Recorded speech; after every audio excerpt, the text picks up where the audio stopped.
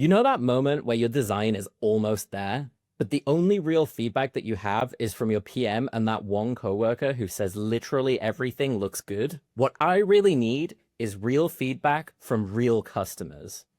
That's why this user testing for Figma plugin is a game changer. It actually lets me get feedback on my prototype right inside of my design workflow. And the best part is I don't have to magically know the right questions to ask.